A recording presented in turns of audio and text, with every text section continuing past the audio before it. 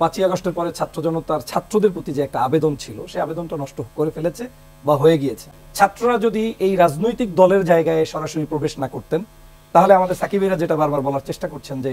কোনো কিছু করতে হলে পরবর্তী আরেকটা বিপ্লব প্রয়োজন হবে, এই শব্দটাই তাহলে আর উচ্চারণ করা লাগতো না। কারণ বিপ্লবী গোষ্ঠী কোনো দলের ভিতরে আর ঢোকে নাই, স্টিল তারা আমার রাষ্ট্রকে সংস্কারের জন্য অপেক্ষা করছে। তখন সকল রাজনৈতিক দলগুলো এটাকে একটা বিপ্লবী গ্রুপ মনে করতো, যে এই গ্রুপের কোনো নির্দিষ্ট এজেন্ডা নাই, তাদের কোনো ব্যক্তিগত স্বার্থ নাই, এমপি মন্ত্রী হওয়ার ইচ্ছা নাই, দল গঠনের স্বার্থ নাই। যেহেতু জুলাই বিপ্লবটা তারা করতে পেরেছে, নেতৃত্ব দিয়েছে, তারা আমাদেরকে প্রেসারাইজ করছে, ওই প্রেসার গ্রুপই আমাদেরকে সংস্কার বলেন, নির্বাচন লেন্দি বলেন, আর্লি বলেন, সবকিছুতে তারা কিন্তু বড় ধরনের ভূমিকা পালন করতে পারতো এবং সকল রাজনৈতিক দলের নেতারাও তাদের প্রতি সফট মাইন্ডেড থাকতেন। কিন্তু আমার কাছে মনে হয়েছে তারা যখন এটাকে ভাগ বটনার জায়গায় একটু করেও নিয়ে আসতে পেরেছেন, যে আমরা হোয়াই নট, আমার তো স্বাধীনতা মানিত এটাও স্বাধীনতা, আর মুক্ত চিন্তা মানিত এটাও মুক্ত চিন্তা, আর গণতন্ত্র মানিত দল গঠন করে এটাও গণতন্ত্র, তো এই প্রসেসে যখন চলে আসছেন তো স্বভাবতই এখন মানুষের মধ্যে অন্যান্য রাজনৈতিক দল যারা 16 বছর কষ্ট করেছে, জীবন দিয়েছে, সংগ্রাম করেছে, তারা তো চাইলেই আপনি যে কোনো একটা ষড়যন্ত্র বা কারো একটা ভিন্ন উদ্দেশ্য মেনে নিবে না। আর এনসিপি বা যে রাজনৈতিক দল আছে তারা বাংলাদেশের গতানুগতিক রাজনৈতিক দল যেভাবে গঠিত হচ্ছে সেই জায়গায় যদি দৌড় ঝাপটা করে